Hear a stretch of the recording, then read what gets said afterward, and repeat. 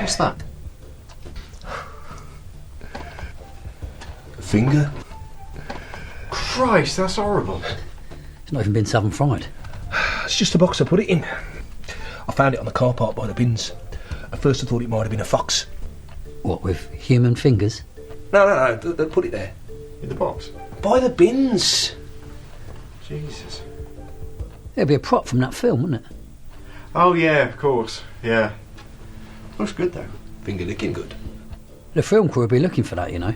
Yeah, well, ask an hand. See those two over there? I reckon they're with that film on. Yeah, they stick out like a sore thumb. You got one of those in there as well. I don't suppose either of you were looking for the finger in the car park.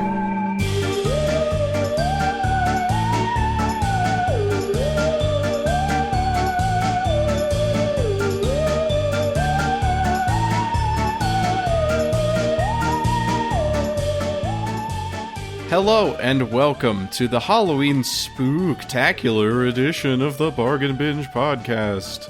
I'm your ghost with the most, Dylan, and with me as always is... Hello, I'm Evan. Man, fellas, I can't wait to sink my teeth into this one. And also...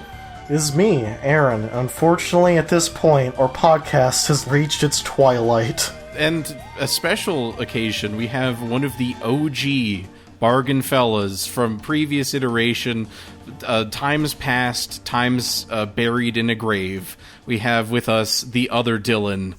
Dylan. Hello, nice to meet you. I am the other Dylan, the original Dylan. It's a full moon tonight, so I had to come out, talk about these films with everyone today. Had to come out of my cryo sleep. We brought in an expert today because, well, not to beat around the bush any further, here's the clip of Evan pulling this selection. Alrighty, this is Evan, and I'm reaching into the bin. Let's see what we got here. What's he gonna get this week? Alright. Oh, whoa. What is that? New movie. Wait, what?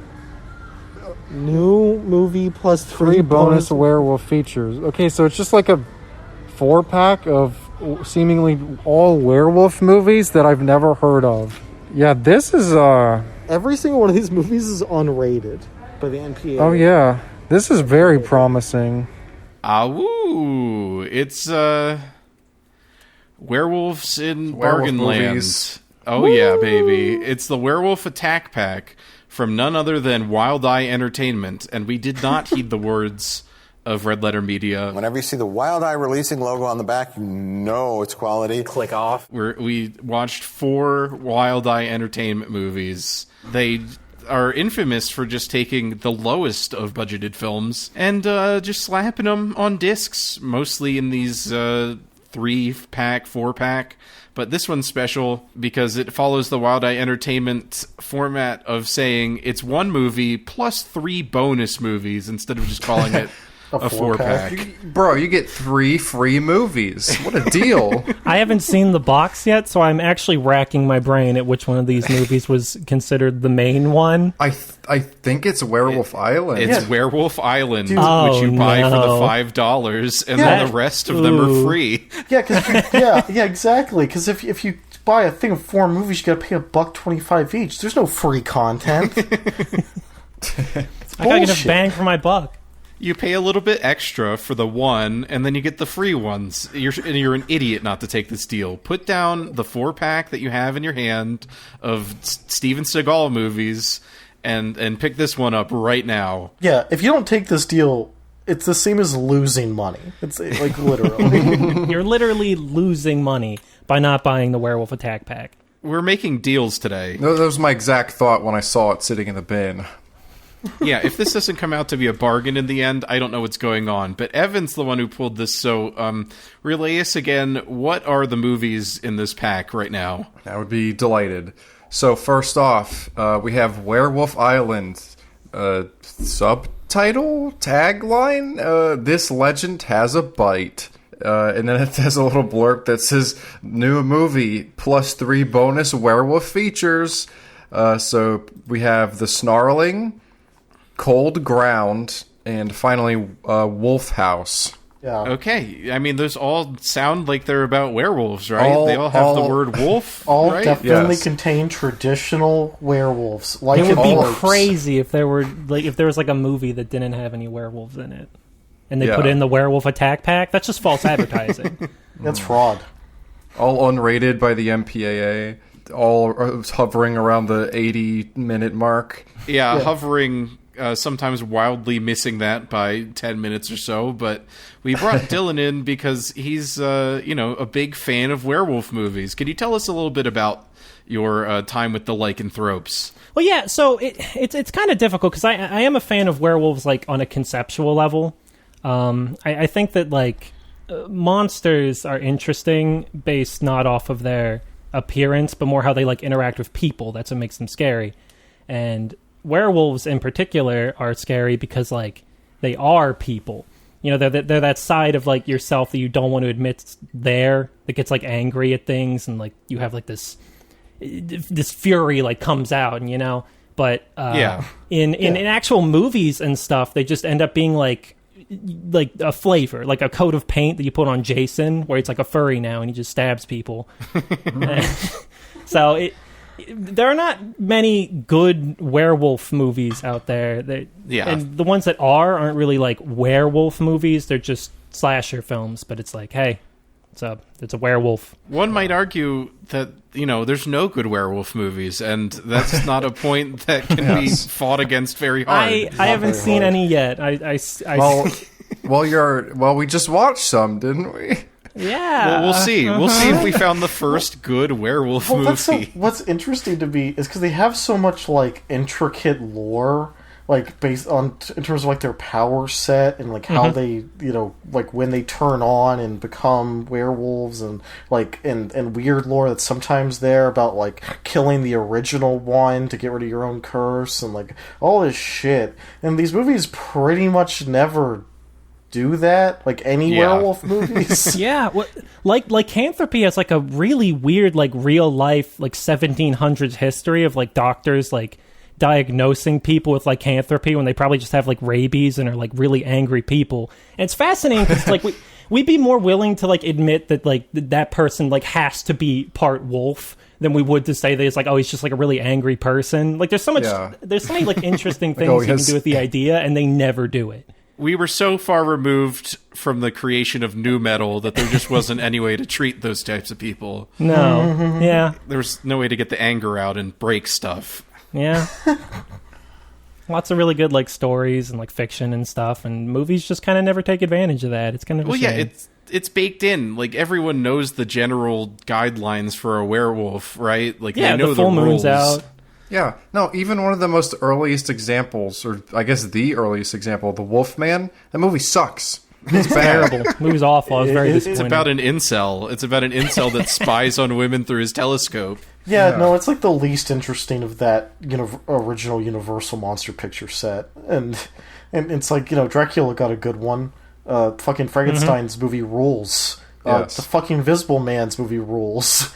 The best werewolves in movies are all like side pieces. Yeah, like when you watch Fright Night and watch a fucking horrifying wolf thing, and it's actually cool. It's so cool. You're so cool, Brewster. You're so cool. You know what else is cool? This podcast, and we're going to get right to it. Aaron, tell us about Wolf House. Okay. Ancient, unknown, unstoppable. 6 friends on a camping trip think they have discovered and killed a Sasquatch. But what they have actually unleashed is something more evil, more ancient, and more deadly than they could ever imagine. An army of supernatural terrors that will hunt them down until no one remains. Sure, I guess that works. This is a found footage movie. Yeah, my favorite genre. Found footage. The footage was lost, and now it's found and being cobbled together by some news crew or something. So there's cards that are like, rest in peace, all of these dead assholes in the woods in New York. The unfortunate thing is that if you're trying to make it like a no-budget movie, found footage is like very viable as an option because like you can I'm not saying this gets away with it, but you can kind of get away with the camera quality being shit and just on a production level being lackluster. But unfortunately, it's it allows many snooze fests like this. Yeah, it's the indie filmmaker's dream and my nightmare. Well, because you could just essentially make a half-scripted vlog and just shoot that for a whole weekend and then cobble together whatever you got, and there you go. Yeah. There's your movie. That's not how it has to be, but it almost always is. I mean, even the Blair Witch, which set off the resurgence of found footage, is just like, they pretty much improvised it. Yeah, and it sucks. I've never seen it. It started like the genre. The movie that made the genre is bad. Like that's how you know. Yeah, like I don't know what kind of other indication you need to tell you that the subgenre is not good. Yeah, and that's not to say there's not good found footage movies, but.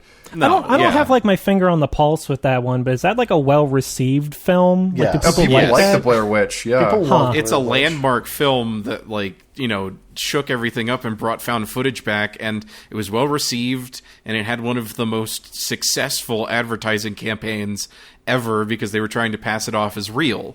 Yeah, they hung like missing persons posters of the characters in the movies, and people thought it was an actual real life occurrence. Yeah, and they do try and do that in Wolf House. There's always such an aura of inactivity in them. Like the characters just never do anything. Yeah. Like that's one of the things I kind of like about Paranormal Activity is that they are like, oh, let's lay some powder down on the ground, and like, oh, you left footsteps in it. They're like they actually try to investigate it a little bit, but like it's so common for it just to be we walk around and things happen to us, and then eventually we're all dead. we wander aimlessly until something like happens. Well, this one's interesting because they're wandering aimlessly, but then also randomly edited in are parts where from earlier where they're having a fun time on their camping trip. And like halfway through the movie, it just becomes random scenes that you don't know when it's happening or what.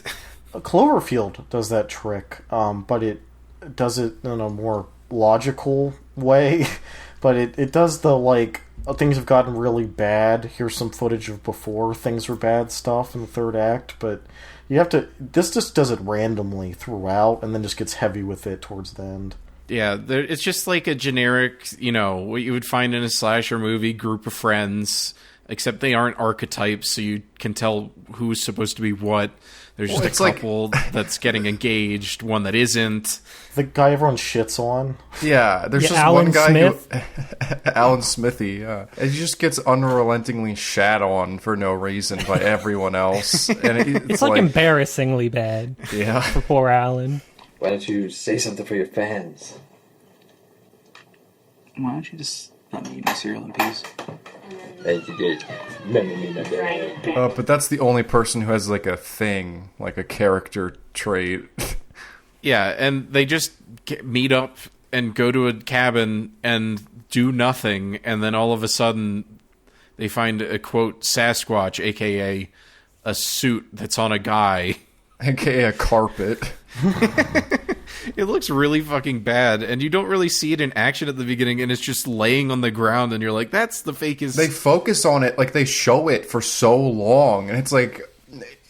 If you didn't have the money to make a better prop, then why are you highlighting it so much with so much screen time? Yeah, the reason you make a found footage movie is to cut around stuff like that, but they just show it for forever. But then it just becomes Spookies, and if you're not familiar with the movie Spookies, it's just there's a million different monsters. There's just a million different monsters with no rhyme or reason that just start attacking people, and that's what happens for the rest of the movie. And there's no like, we're going to do this, this, and this, and we're going to stop them. It's just, we're going to do nothing. We're going to stand here and talk to each other, and then they'll attack us every 5 minutes. Well, they have to argue about if what they are fighting is a bear every time that they Right. stop fighting it. Dude, I thought it was a bear at first when I seen it walking, you know? No, this is not a bear. No, it's not a bear. I don't Have you think ever it's a seen bear. anything like it? You smell that? Yeah, so the progression of the plot is they go to a cabin. A weird monster thing's outside. They shoot it. The big douchebag guy shoots it. He thinks it's like a Bigfoot. And it's like, oh, we're going to make like a ton of money off this. They take it back to their house. They put it in the basement. It escapes. And it's like, now they're trapped in their house for some reason because the one lady who walked outside gets like speared by a werewolf. And it's like, oh, I guess this establishes we're trapped in this home now. But the weird thing about it is that there's apparently like 12 to 15 different monsters in this house, and it's very clearly like a normal 3-story suburban house. So they're having conversations in the living room like, guys, we gotta keep our voice down, they're gonna find us. And it's like, dude, those werewolves are like in the other room. Yeah. And it's like at one point there's like a weird cult or something. It's like, Yeah. where are all these monsters coming from? It's like they took the monster in their basement, and now it's attracting all these weirdos. I do enjoy that the first kill is the werewolf spearing that guy and taking him up the chimney. Like what the fuck That was was awesome. that? It was fucking crazy.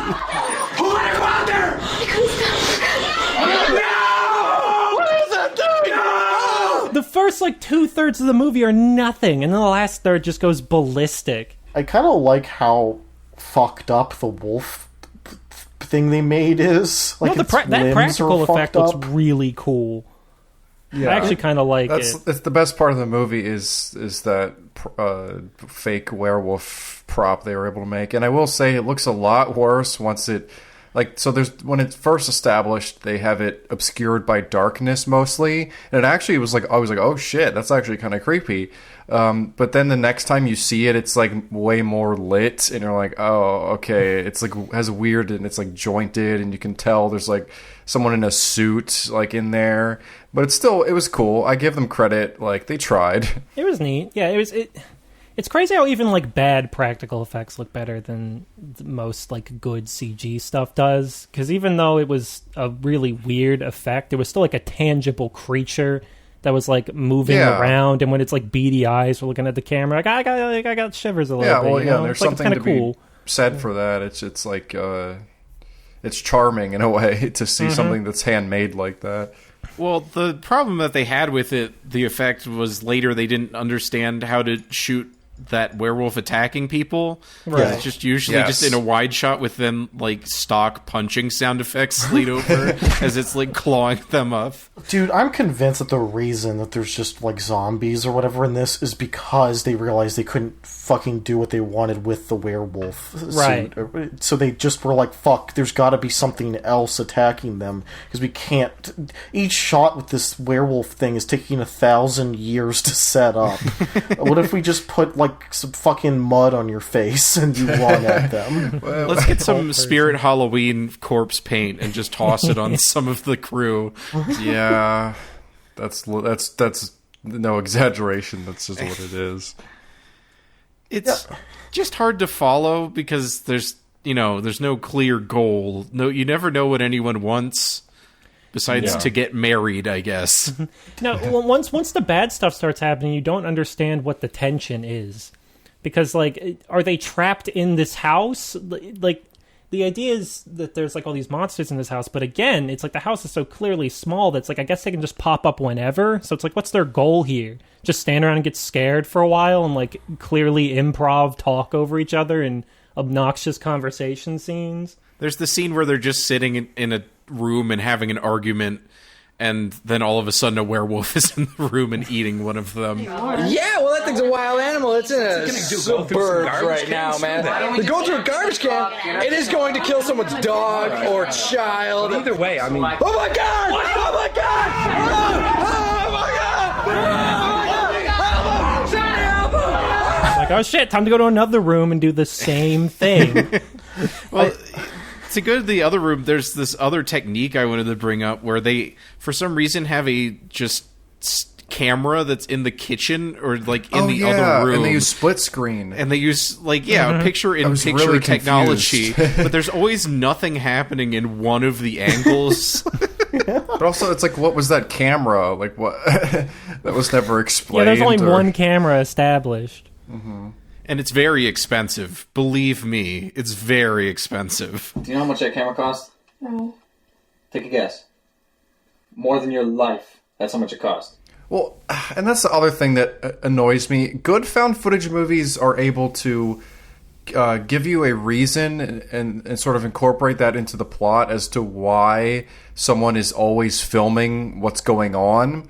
But this movie is just like that. It's just this guy's filming for literally no fucking reason other than he likes fooling around with the camera. Yeah, he's just an asshole. That's the reason. That's he just lame. sucks. He films like shots of like his wife's ass or something a bunch in the beginning. And it's like, okay, this is what we're doing. Yeah, that's the easiest way, just the cheapest way to have a character with a camera is just to make them an asshole, miserable piece of shit. Oh yeah, like T.J. Miller in Cloverfield. They knew all about him. The role he was born to play. Is there much else to even say about this? No. I think they all just die, right? Yeah, they all just kind of die in the end. They all It die. just gets everybody. Well, interestingly, they do a thing where like some crew finds the footage, but then they also die. Yeah, so it's like, how does this get to them? Because the movie, we didn't mention it, but the movie has no opening. It just sort of starts on like a silhouette of a guy who I assume is like one of the siblings of the main guy with the camera. And he's talking about how like his brother died and like no one believes him about the wolf attacks and stuff. It's like, can you imagine what it's like your brother dies and everyone thinks you're crazy? If you'd seen what I've seen, you'd know you're not crazy. You'd know that there are things out there. But that guy never comes back. No. So I thought he was going to be one of the crew people at the end who finds the camera, but he doesn't. Yeah, they also get slaughtered. So it's like, what's the point of that? Did they just realize they forgot to film an opening to this movie? Did they think it was too boring?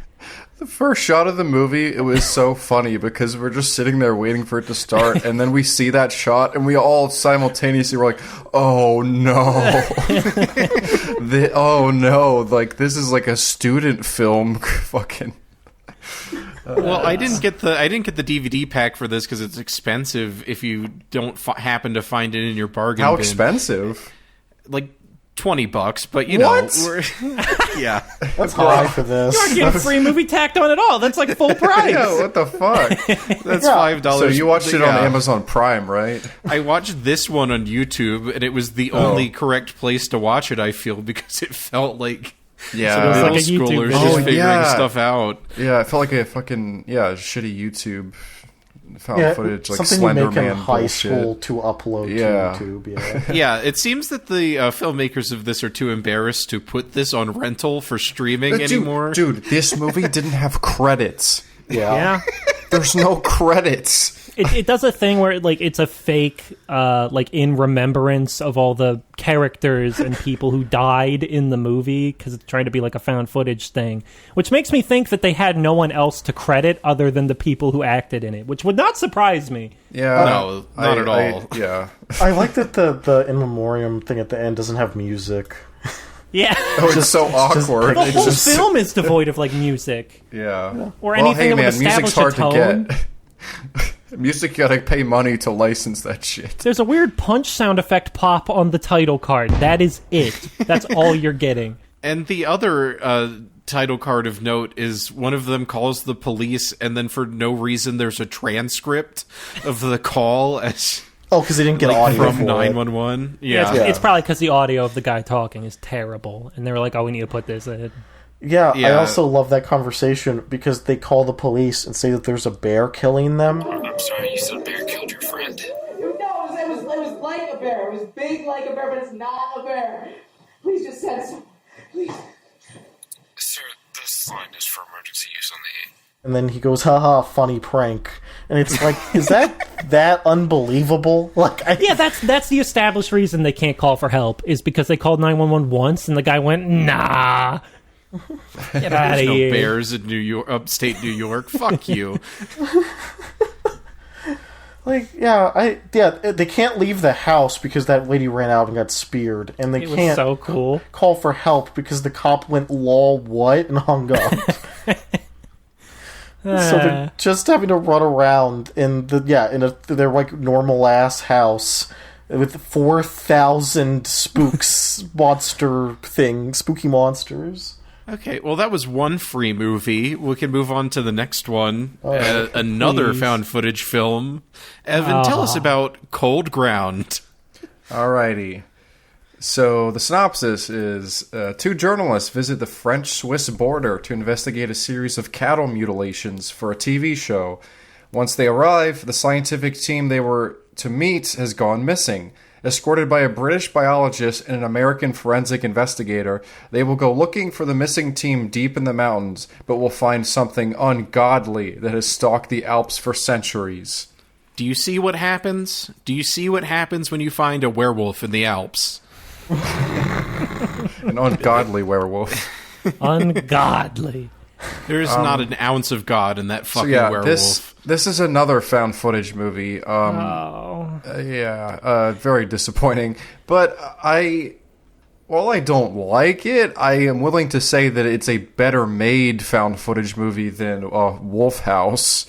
It understands the tropes a little bit more, I suppose. In that it's an exact like carbon copy of the Blair Witch Project. Like every single plot beat and plot element happens in the same order, in the same way, except they just switch the setting and the characters, and that's pretty much it. Every found footage movie has some element that feels like that movie, pretty much, like it's found footage horror. But this is beat for beat. It's just there's the thing that they heard about is wolf monsters in the mountain instead of a witch in the Maryland woods. It was funny because we watched this one immediately after Wolf House, so we're like, "Oh, thank God we're done with that dumb found footage werewolf film." And we start up Cold Ground, and it opens with a title card that says, "In 1976, this footage was found," and we're like, "Oh God damn it. Come on!" And then on top of it, there's this obnoxious 8mm effect over top of everything because it's supposed to be in the 70s. Yeah. Right. But they never run out of film, which is something that you might run into back then. But you know, awfully convenient. Off the bat, this film has scenes. They're not good, but it has No, it certainly does have 3 scenes that it cycles between throughout the whole runtime. That's true. Of them walking. And then a scary thing happens, and then they talk about the scary thing happening. In a tent. It's the Blair Witch, except they're not saying fuck every other word. Yeah. No. I mean, maybe they are, because they're speaking French for a good chunk of it. That's true. Half of it's subtitled in French. That's what just made my brain turn off, is a found footage movie where nothing really happens, and they're also speaking in a foreign language, so I have to read subtitles. So I was pretty checked out of this one. Yeah. I was kind of warmed to this one because it's we watched it immediately after Wolf House, and it's this one has pacing and an opening and things in it, but it was very boring. Vague grasp on filmmaking techniques. Right. Yes. Yeah, it opens on a weird him shooting a woman's butt with also his camera. wife's ass. Both of these films back to back, werewolf movies, found footage. They find animal carcasses and they get haunted by werewolves, and the main guy films his wife's ass. Yeah. There's there's a connection here. The connection is the ass. Yes. That's the key to all of this. In all things. Yeah. Also, I think it's funny because at some point they're having a conversation and they're talking about the camera, and I think it's the main woman, I think, is oh, what is that? What? And he's oh yeah, it's the highest, we have the best tech here. It's a fucking 8mm camera. The thing to shoot home movies on. So they explain the meaning of cold ground, which is it's the coldest part of the mountain or something. Of the Alps or whatever, yeah. Where everything's ice all the time or something. Yeah, which is where they're traversing, I suppose. And they just keep walking. They set up a camp. The werewolf. There's not really much of a plot. It's the main 2 leads are researchers, I guess, for the environment or something. So they go to the French-Swiss border guy, and he's like, "Oh, we're gonna go up these mountains and investigate these cow carcasses." And they go up the mountains, and then werewolves happen, and they go back down the mountains, and they die. Every single one of them, one by one. The synopsis I just read, that's all you need to know. That's the extent of the plot in this. Yeah, it doesn't really like shift in any way. There's not really like a point where it really like turns itself on its head or anything. Like it's these things have been killing animals up there, so and then they're dangerous, and then we go up there and then they start showing up as one might expect, and then they kill everybody. Besides the guy who dies in the avalanche. Yeah. They're always pretty nonchalant about the humans dying too. Dude, they're super nonchalant. Their guide, the only part, like their lifeline, because they're on the fucking Alps. I don't know where the fuck they are, and he's bringing them up there. He knows the paths. He's like the only way that they will survive this. Dies randomly in an avalanche, and they just move on immediately. There's like, the lead actress is like, that was tragic anyway. How tragic? Not Daniel. I kind of liked him. The American guy's like, well, the top of the mountain's over there, so we're just gonna go that way, I guess. And then they get to the camp and it's been fucked by the avalanche, and they're like, well, we did this for nothing. I did actually like the scene where it's from the perspective of one of the I guess the guy who's filming. He gets covered in snow and by the avalanche, and he's just sitting there like buried in the snow. And it's kind of horrifying because you start hearing the voices of his friends being like, "Where's he at? Like, do you see him? Whatever." And it's like, oh, that's pretty scary. Yeah, and his like voice is muffled and they can't hear him. Yeah, and it's like, and that was like well done. I mean, everything in this is it's like it's competent enough. It's just not that interesting most of the time. It did the most that it could with the premise and like being a found footage film, but it's just the bar for that really isn't that high. It's low, yeah. Exactly. No, because this one, unlike the other one, does establish like why they're doing what they're doing, why they're recording, like general backgrounds and opinions of the main cast, and it's just like, and then so you kind of know what their roles are and what they're trying to do, and then they start dying, and it does the bare minimum stuff, and after Wolf House, it felt insane. I think I was so numb after Wolf House that I was just looking for anything that even resembled a movie. But then it ends like pretty much exactly the same way Blair Witch does, where like the remaining girl goes in a cave. And she just wanders around the cave for like fucking 10 minutes, finds a dead body. It finds a dead body, and then the fucking wolf eats her, and that's... she just falls to her death. She gets out of the cave, and then she runs off of the cliff, and then the camera, like, falls. It's actually kind of cool. Yeah. That was unexpected, I'll say that. Yeah, her dying trying to escape was kind of interesting. Right. The lead guy dying was, like... that was so unnecessary. So when he gets caught in the avalanche, it, like, messes up his ankle. When they were talking about frostbite earlier in the movie, and how it like crawls up your leg and stuff, and necrosis and all that, and it's like, I think I have frostbite. We have to cut my foot off. And where they're like trying to run down the mountains away from the werewolves, and I'm like, dude, your foot being lost is not the lose condition here. It's getting caught by the werewolves. Well, and then they cut it off with a penknife. Oh my god! Dude, and a rock? That scene was so rough to watch. And it's like agonizing. It's just to break through his fucking bone and then keep sawing. It's like, Yeah, and they get his foot off and they cuddle for 5 minutes, and then he gets eaten by a werewolf. Because what did you think was gonna happen? It's like, bro, you suffered for nothing. Why did you do that? That would suck so bad. Yeah, he got it bad, man. Dude, like, because that's the punishment Mad Max sets up for that bad guy in Mad Max 1, is he leaves him with just a thing to cut his leg off, chained to a thing that's going to blow him up. And it's like, having to cut through your own leg, and that is, like, him getting, like, the worst punishment possible. And the guy in here does it just dies anyway. It's fucking pathetic. And if this was like a survival film, it'd be like, okay, yeah, this is a good beat here. But for what they had established, it's like, why would you do that? Like, I get that you're tired, but like, this is not going to solve the problem in any way and will actively make it worse. And it did. I think my favorite aspect of the film is that the main character doesn't know a single thing about I was going to mention anything. this. Yeah. Every time a different character just says, like, a topic that is well known, like, the guy's like, oh, it must be Bigfoot. And she's like, what's Bigfoot?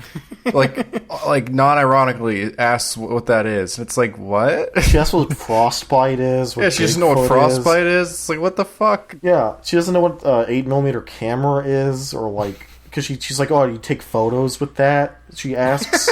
Like, yeah. It's just funny because every time it happens, the way she says it, it almost seems like she's joking, but then you're like, wait, she's not joking. Who doesn't know what frostbite is? Yeah, Frostbite's like one of those things when you're a kid that it's like you think is going to be a bigger problem in the future than it actually is, like quicksand or whatever. Yeah. Or it's like, oh, I'm staying on the snow too long playing with my friends. Gotta go inside before I get frostbite. My hands are kind of numb. Yeah, she seems to have some kind of, like, mental, like, brain damage or something to where if you say a noun, she will instantly forget her knowledge of that and have to ask about it. Noun. Like, oh, we have to go to the car. A car? Yeah. What? And then you're like, wait, what?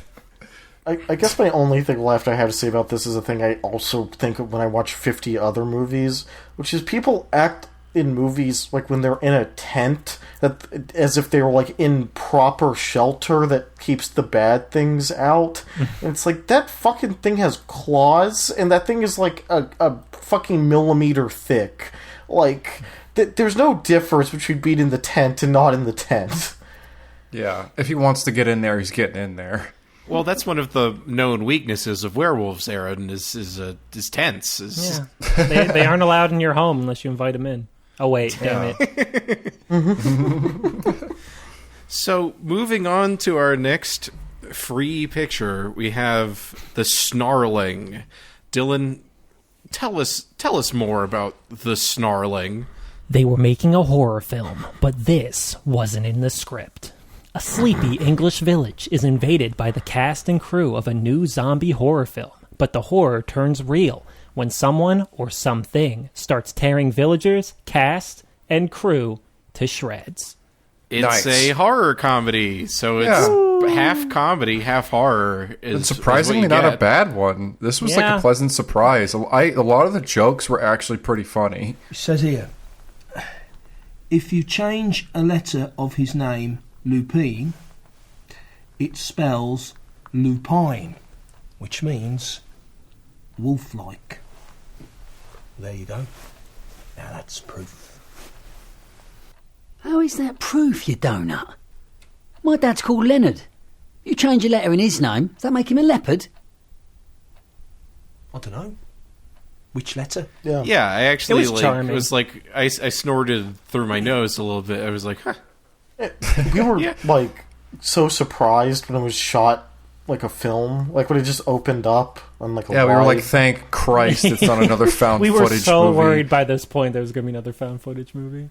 Well, and there's weird points where they're like doing a spoof of an American Werewolf in London, I guess. Oh, where yeah, there's, like two guys backpacking through England, and the name of the movie is, I guess, a play off of The Howling, right? Which is another werewolf movie. This is a British picture. Oi, mate. It became abundantly clear to me that the director was kind of going for like an Edgar Wright vibe with the visual gags and like the editing and things like that. The style felt like it was kind of trying to ape off of that, but it did it like well enough. Yeah. It does have British people. That's the key and they are thing, quipping. They're quipping at each other. But they can't afford like the expensive camera movements and like the transitions or anything.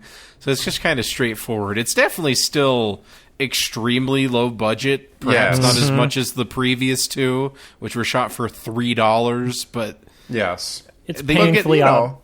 You get some stuff like you get to see the English countryside, which kind of that's an easy way to bump up the perceived budget of your movies because it just kind of looks nice. But it's a doppelganger plot because there's a guy at the local town that looks exactly like the lead actor in the movie, and antics ensue. Yeah, it's kind of not about a werewolf. No, it's kind of about like these people like faffing about with a zombie movie, and it's like, oh, there's also people being murdered. Weird. They spend a lot of time sitting at a bar. In fact, like 20 minutes straight of just talking at a bar, and then they make a lot of jokes, and to some of them land, and some of them don't.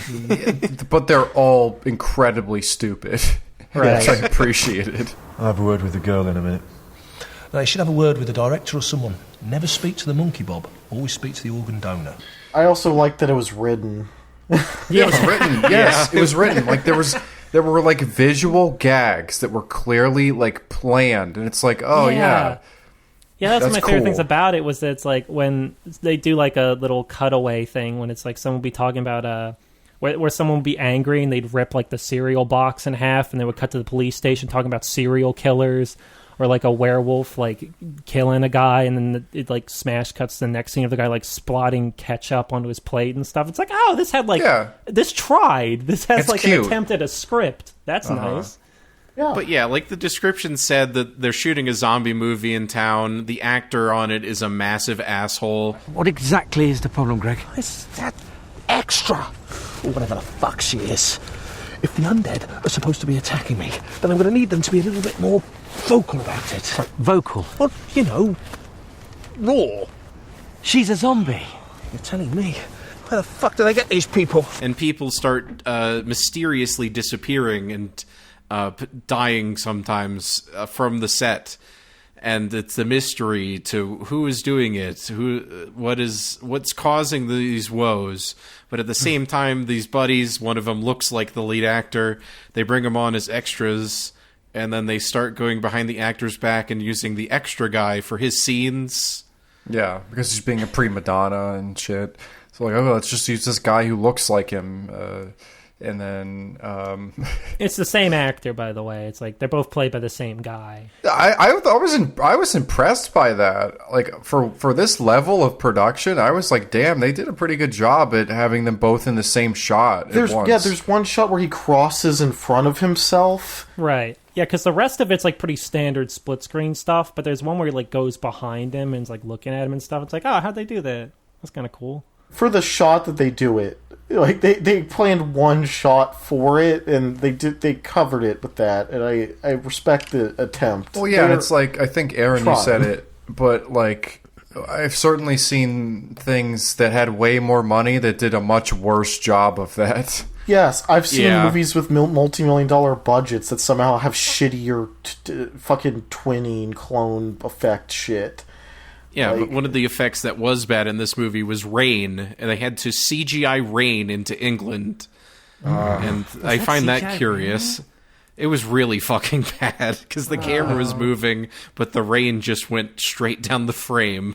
I guess I missed that. They used fucking plug-in blood for this, and I don't even understand why. So there's this really cool scene, or like the setup for the scene's cool in the second act, where it's like this guy goes out biking, and his daughter hands him like a toy that's like a farm thing, and then he like goes out biking, and they get like the bike breaks, and they go in the woods, and he's like, "Oh, turn the light on," and the light's like a flashing bike light, so it's like strobing at them, and then the toy that his daughter gave him is playing like, "Oh, the big bad wolf's gonna get you," and like a tone and stuff, and then the werewolf shows up. It's like, oh, they're gonna do like a cool thing where like it's like a strobe light and it's flashing in and out of the werewolf killing them, but then it's like really crappy blood effects and stuff, and it just doesn't really come off that well.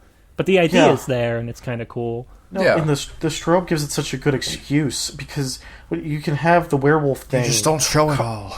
Well, yeah, you have the werewolf thing come into the shot, like at somebody, strobe, then the guy just has a fucking neck wound. Like, you don't have to show it on screen occur, but you can still have the gore. But they did, and it was bad. Yeah, they just did fucking plugins. Yeah, I mean, good thing the script was generally okay, and there were some jokes, because the actual werewolf action is pretty bad. Abysmal. Like, that it's the one part of the movie that doesn't hold up at all. It all kind of hinges on the idea that either the actor or the guy who looks like him is the werewolf. Mm-hmm. But then the twist is that it was the director of the movie. Was there any, I don't know if I missed it, was there any sort of thing that hinted at the director? I think at the very beginning there was. The director's barely in the movie, so it's like, oh yeah, it's not even fun to figure that out. Like, when would I get a chance to? by the time you figure it out, it's like, oh, that character's in this film? Huh. They're all just kind of in a room yelling, like, you're the werewolf, no, you're the werewolf. And then the director's like, hold on a sec. I'm the werewolf. I'm about to spaz out right now. Yeah, they're just filming the movie, and he's like, oh, wait a minute, everyone clear the set. And they're like, okay, I guess we're clearing the set or something. It's like, nope, too late, here I go. And then he immediately dies with no sort of tension, because earlier in the movie, they've set up that they're heating hot dogs on the on the lights, which is kind of funny. On the stage lights. Yeah, on like the Fresnels. Liz, what are you doing?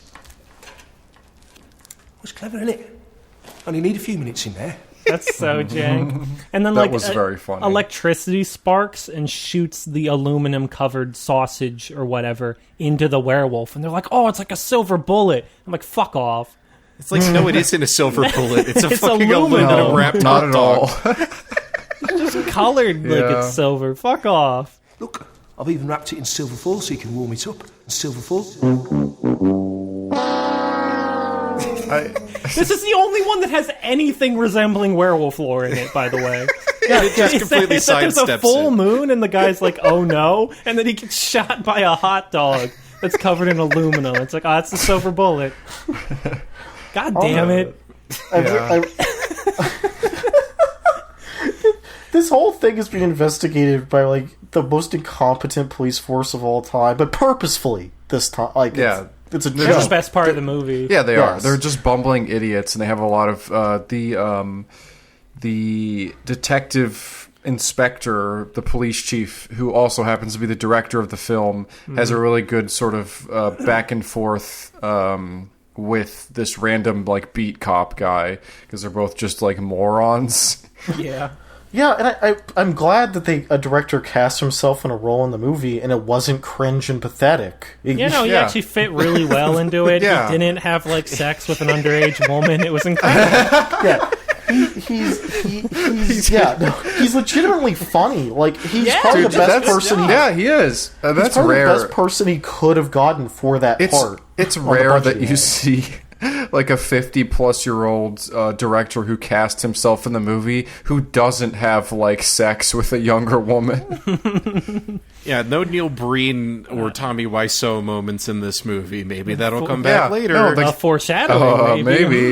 Yeah, the guy knew his strengths and he knew what he could do, and I give him props for that, and he did it well. There were shots that were set up. There were jokes that were written, and it felt like there was a script. And while it didn't pay off well, it was definitely something someone thought about before they turned on the camera. Yeah. Yes. Like, there's like weird craft issues, and like like the craft here is better than the other ones, but like it's just, there's just weird inconsistencies with like just the way things are shot. Some shots are clearly planned or always like laid out nice, and other shots look like they just like got it as quick as humanly fucking possible and didn't have the settings right. It's just like it's kind of all over the place on that level, and there's like, and that's shown throughout the whole movie. Like, there's kind of fun little gore things, but then when there's actually on-screen gore, it's shitty plugins.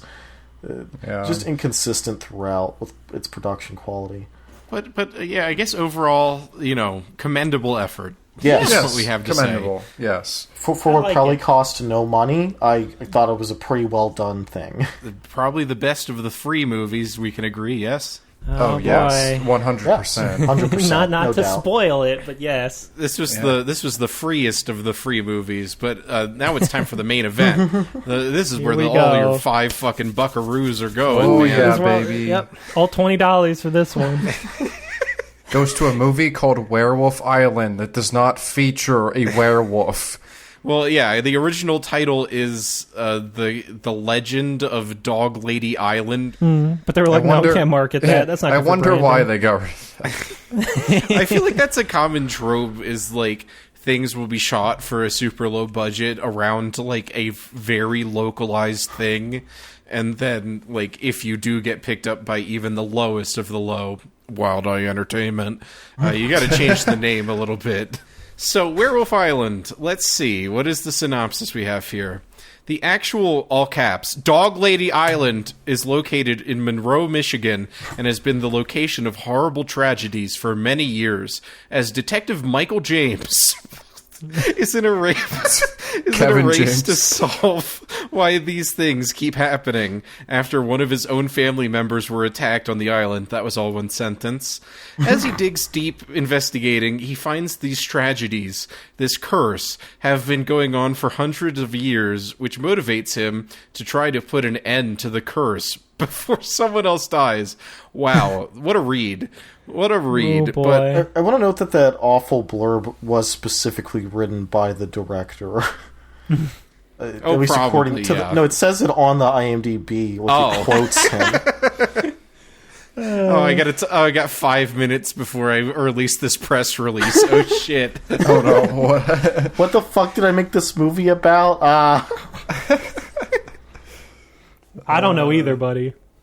This opens on a cold open where there's a guy and his girlfriend. They go to the island and they have sex, and they're attacked by the wolf lady, and then they have to go to conjure uncle magic because they go to the guy's uncle, and who happens to be a police investigator, and they're like, "Yo, shit's fucked on that island. We got attacked." Were you two out doing something you shouldn't have been doing? Honestly, yeah.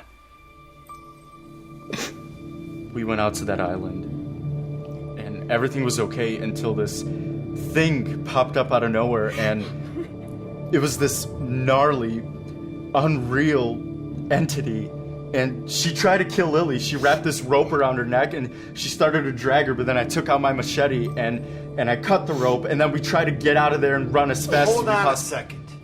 Someone attacked you? And that's how our detective gets embroiled in this tapestry of history meets horror on Dog Lady Island, which, you never see really that it's an island. You don't know how... it's an island, but you drive onto it, and all you ever see is the closed off entrance with the sign that says Dog Lady Island. Yeah, it's almost like they couldn't actually get into that location that they shot the exteriors for. But this is filled with, don't show what we don't have access to, but put every bit of emphasis you can on what we did. We got this historical house. Yes. That you got to show every single angle of it possible, but then still B-roll of it is just photos. We got an antique car, so make sure you get a shitload of shots of the antique car. I do wonder if the antique car was bundled with the house. I wonder if it was I think there's a 99% chance, yeah. If you bundle your home with your auto, you drop the premium. Yeah, 100%. so this movie's a fucking mess from a narrative perspective. Because it's just the main narrative of the investigation takes up 40% of the screen time. Yeah, and the rest is just shitty flashbacks. Yeah, through time. We get to see from the beginning the tales of Wolf Lady Island, because the detective goes to some local guy who lives down the street, but it looks like he lives in a different state. And the guy's the worst actor in the whole thing somehow. Who the hell are you two, and what the hell do you want? Are you Dan Schuster? Yeah, this is the one and only. Like I said, what do you want? He's like, you don't want to go round that island. There's nothing. No good comes out of that island. No good. That island's cursed. Stay away from it. And no, I didn't see anything, because you couldn't beat me with a stick to go anywhere near that place. Everybody in this movie, at least the older men, especially radiates that this is my dad that I had to put in my movie. Yeah. Because I couldn't get anybody. But the lead old guy is also the director. Yes. Yeah. Yes. Couldn't be his dad. Yeah. Michael James Alexander, who plays both the lead of the detective, and is also the director / writer of this film. And guess what? He has a younger woman have sex with him in the movie. Are you awake? Yeah, good morning. Good morning.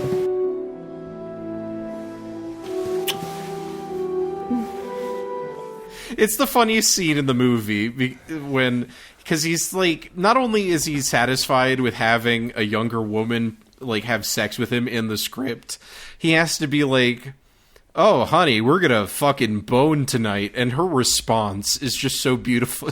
Like she looks at the camera, I'm pretty sure, like in contempt. Well, maybe later we can have some alone time after the kids go to bed, huh? That'd be the perfect end to any day in my book. Yeah, very convincing performance. Oh boy. Why are movies of this production always made by like weird middle-aged guys? Yeah, weird, creepy middle-aged guys. I don't know. It's a strange flex for a midlife crisis. That's for sure. Did you want it like when it opened on some 20s guy? I was like, maybe he made this. Maybe some like college student just made some bullshit. But no, it's never that. Just buy a car, man. Just buy a vacation home or some shit. If you see you have $20,000 laying around, do not shoot a horror do not movie, write please. and direct a movie. It's okay. There's other things that might be a little bit cooler. Yu-Gi-Oh cards. Yes. Yeah. Now we're speaking my language. Fabergé eggs, like anything, cheap ones. Anything. Salt and pepper shakers, man. It's so embarrassing. They always have a weird old middle-aged guy who is doing a vanity project and has to like have sex with a pretty woman and be super badass and shit. And it's like, oh god. Because he's the one guy who's going to solve this case, and then it turns out the whole entire narrative was about him the entire time. Yeah. That's true. We start with a flashback from the local guy. Well, it all begins way back when the French came in. Fought with the Indians of this area, battled the Raisin River as such. The chief, his squaw, and children stayed on the island to protect ancient burial grounds. And they asked the French to leave that one piece of land alone because it was important to them and their ancestors were buried there. Well, the French, greedy bastards that they were at the time, had other plans for that land. 18th century, where there's a local native tribe and the funniest collective of Frenchmen I've ever seen in a film come up, and they're like, "We're going to take your fucking island, bitch." The best accents ever put on the screen. We are asking you and your family to leave the island. You have no choice. S'il vous plaît. Sacre bleu. Give me your island. It's fucking parody, man. It's like... Then you leave us no choice if you are still here when we return. The blood of your family is on your hands. And then you have the cast of multiracial Native Americans. Yeah. Pretty sure not a single one of them actually Native American. No, there's one Asian woman, there's one black guy, and there's one white woman, and it's like... ugh. TJ Storm. Yeah, TJ Storm, who's the top billed actor because he's done stunt work on like some major movies, I guess. This is his big break. But the whole time I was just looking at him and being like, that guy's not... He's... What? And I'm not convinced that he wasn't wearing brown face either. I asked Aaron asked that. Aaron posed the question. I don't know. It was hard to tell because they shot it in like interlaced on like shitty ENG cameras. Yeah, the movie because like there's like weird like when there's thin lines, they're all fucked up and like just stuff like that makes it look like it like was interlaced, scanned or shot interlaced or sub shit. And it looked, the whole movie is like the lowest production value visually like humanly possible. Yeah, there were multiple shots where he just went what the fuck? Okay. Sure. Which might be appropriate for like a found footage movie like the other ones, but not this one. Yeah. And yeah, they have the worst skirmish of all time, with the worst blocked encounter between the French army and the natives. It's real bad. Where there's like, they got a sizable amount of extras, but then the placement of them, it's just like they're all standing in one place in the middle of an empty field. Right. Like you can zoom it in and like skirt it around a little bit to make it look a little bit more like intense and wider than it is. Wait, TJ Storm is Godzilla? he mocaps Godzilla? Really? Oh. Who does? Yeah. Like in the Storm, new Godzilla apparently? movies? Yeah, Like in the apparently American ones. He did work on like Marvel movies and shit too. That's awesome. Yeah, he played the Predator and Godzilla and all these things. Wow. He's Colossus and Deadpool. Oh my god. Well, above all things else, he's a racially ambiguous Native American chief. Yeah. Good for him. Making it big. The next flashback is to 40s, I guess, right? But it's just, this idyllic family. They're going to start a home for disenfranchised young girls, but then all of a sudden they get a knock at the door and they're gangsters coming to collect. Give us the house. Give us the house or you're going to fucking die. We're moving our stuff across the lake from Canada, and I need a place to keep it so I can bring it down to Angela, down at the Northwood Villa, I don't have to even think about this. I'm not going to risk my family and my freedom for something illegal and prohibited, like alcohol. And then there's extremely necessary assault scene with the wife. Yeah, that was multiple in this movie because that's another trope of best of the worst type movies. Yeah, there's just unnecessary rape. It's like, do I need to fucking see that? In this movie, that's like just otherwise just people delivering lines poorly and stuff, and you're like, oh, well, there goes my enjoyment of this at all. Yes. Yeah, I had the same thought. Yeah, it has an embarrassing student film quality, and then that starts happening. The second it arrives at this 1920s flashback scene, and you start seeing all the assault happening, it's like it ceases to be so bad that it's good, and it just is bad and uncomfortable. But she comes back as the dog lady herself. Right. Yeah, so something we didn't talk about was that, like, the Native American person, when the French people were coming to take his land, he was like, oh, I'm going to pray to the wolf god, or whatever. I'm going to bury this, like, necklace in the ground, and it's going to kill all the French people. And it does, after it kills all them.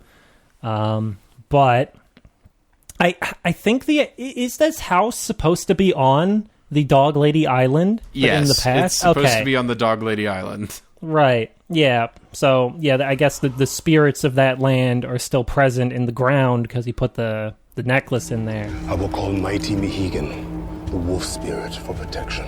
And so when she gets, like, assaulted and killed and all her, like, family dies and husband dies, she comes back as a dog lady and kills the fuck out, rips that dude's dick off.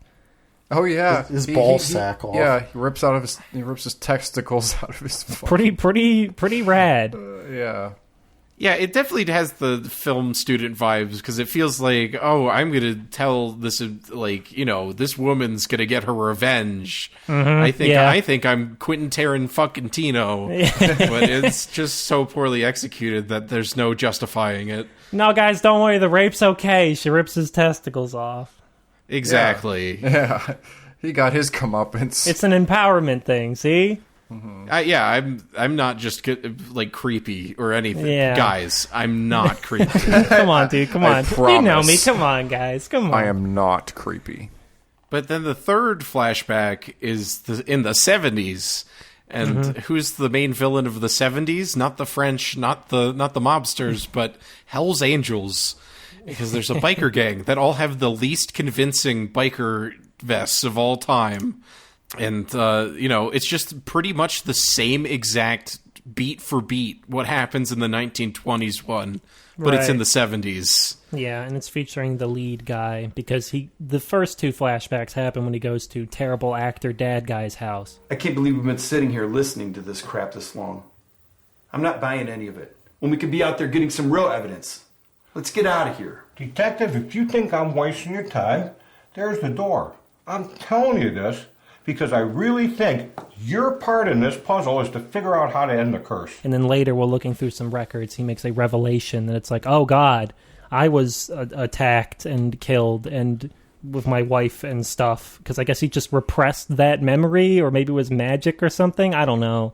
The director's the most special boy in the universe, so he gets a cool flashback, basically. Yeah. And I don't like. How does that tie together? Is like, why is he immortal after his wife is killed? Yeah, that's what was really confusing. He gets killed in that flashback, like the guy in the 1920s flashback or whatever. So it's like a parallel to that, I guess. Like, he gets killed and then he's alive again, but he doesn't have his memories anymore, and it's not really properly established why. Because his wife just becomes another dog lady. Because it's just, I guess it's a sequential thing.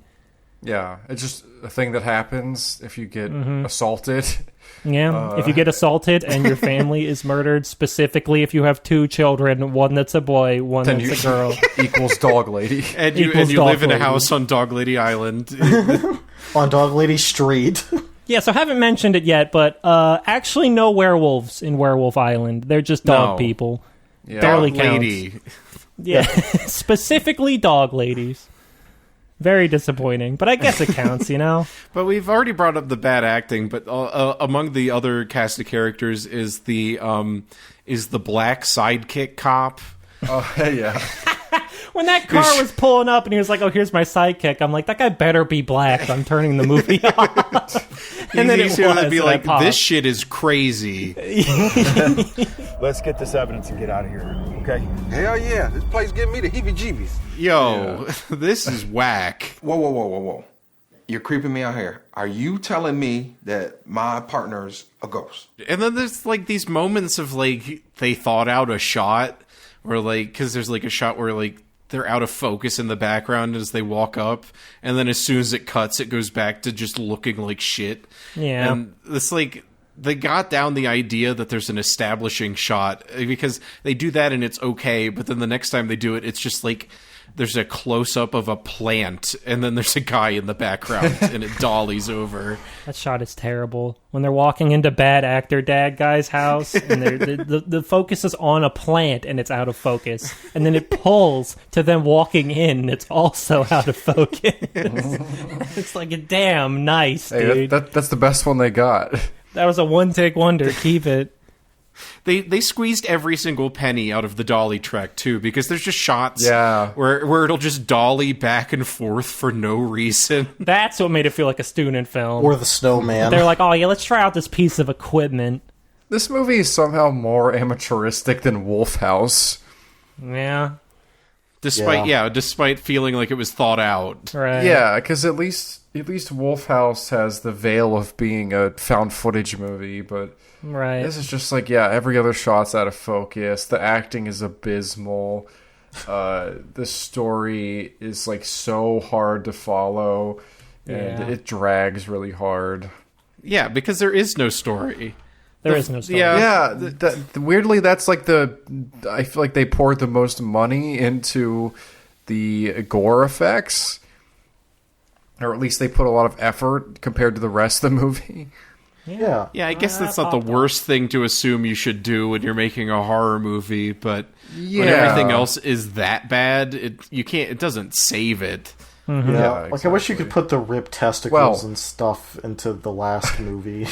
The thin plot thread that they try to put together is that the one biker from the 70s is still alive, and he's the uncle of the girl that got attacked at the beginning, and they have some very funny interactions. I told you, Lily, your whole life, all the stories about that island, and to stay away.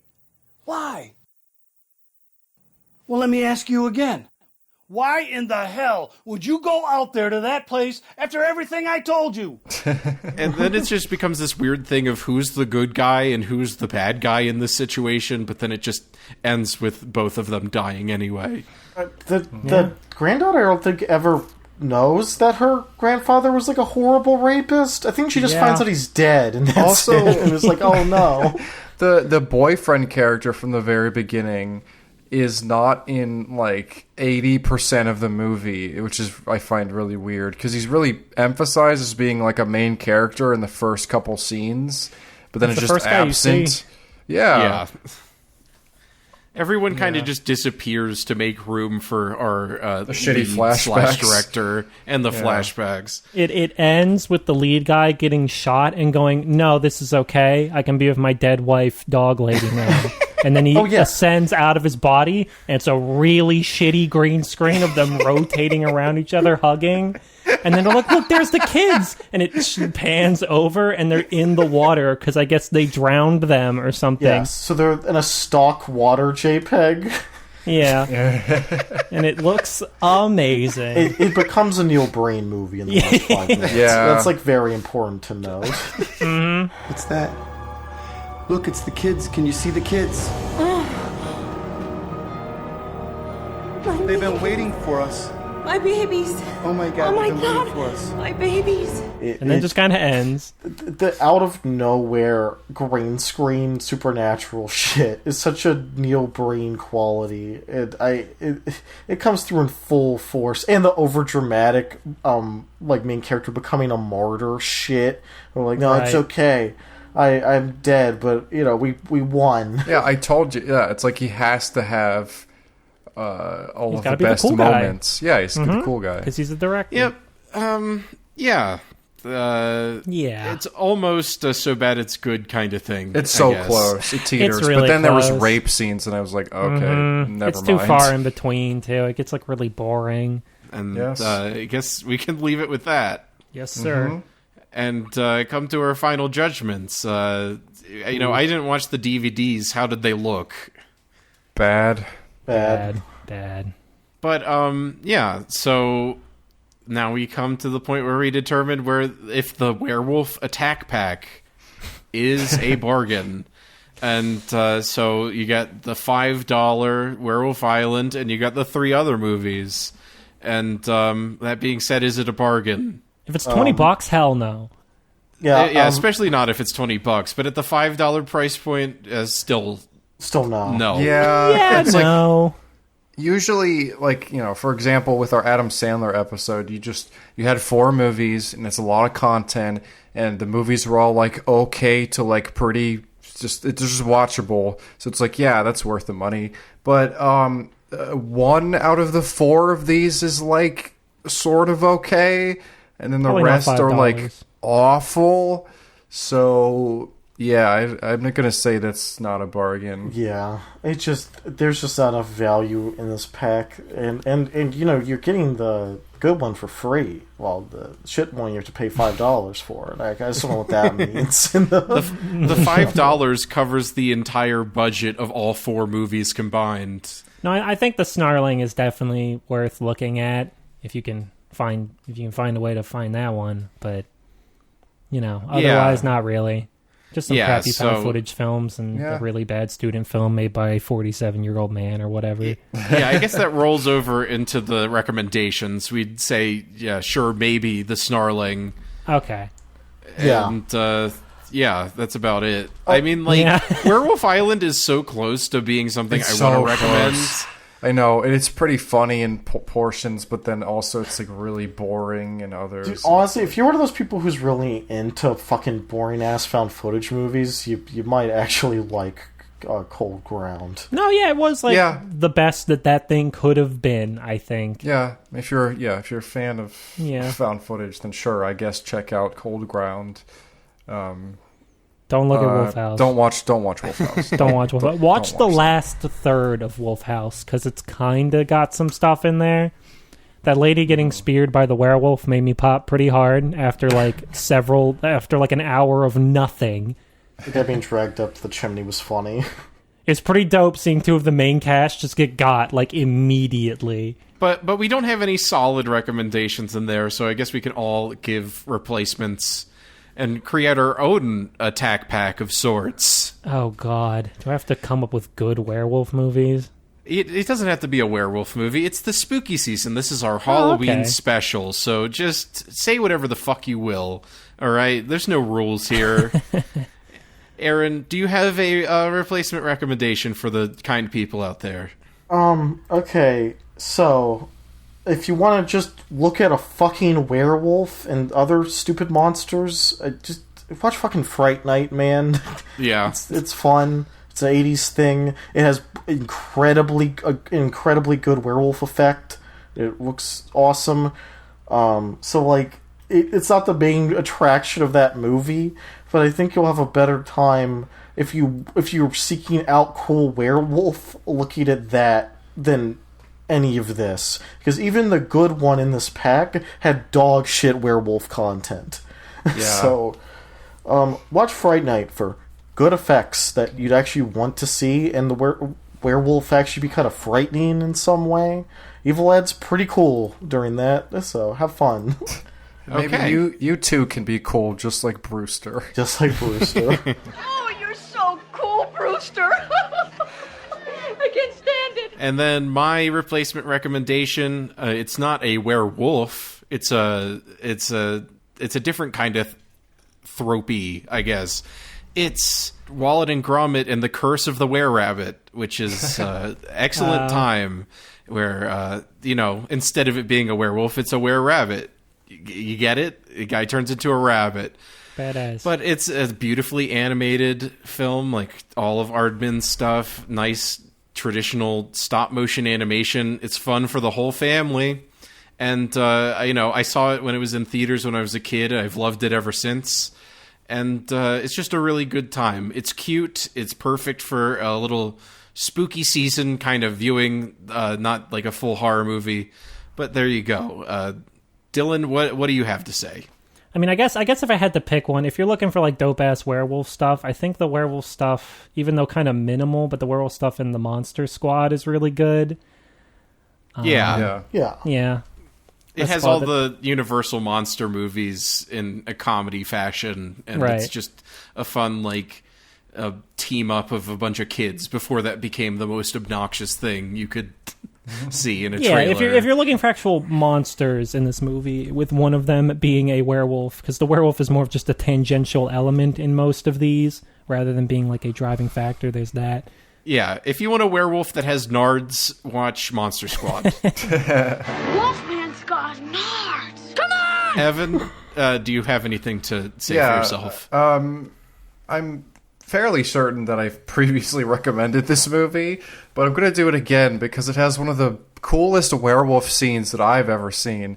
And also, there's no better movie to rein in the Halloween season than Trick or Treat.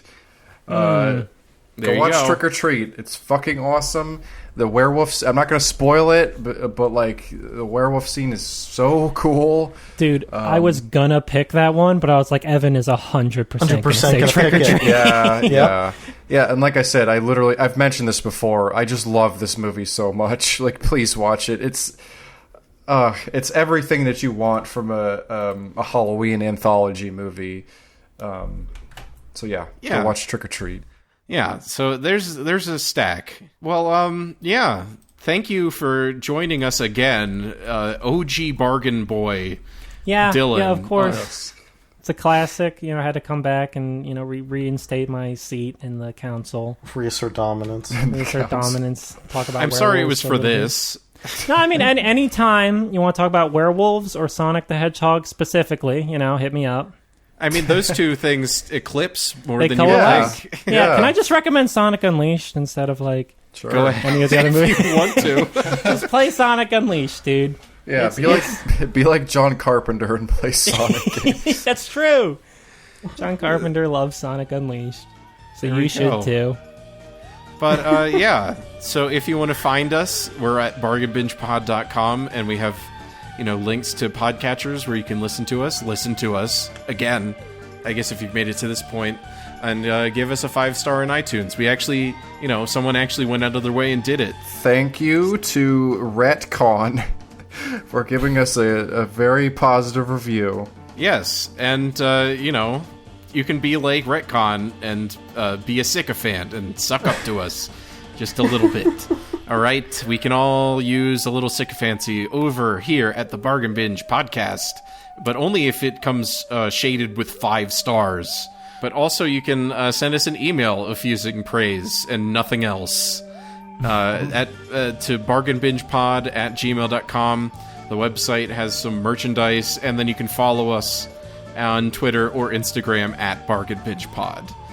But, that seals that up. That's another one in the books, fellas. Yep. Another successful edition. The Bargain Binge podcast. Oh shit. The moon is full. Wait, guys, do you hear that howl outside? Oh god, we gotta stay in the tent we're recording this in, or we're gonna fucking die. Happy Halloween! Woo!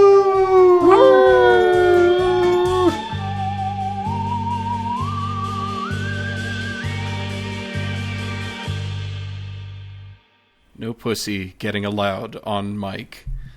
Yes, sir. We're gonna have to re-record some episodes. Yeah. Wait. Wow.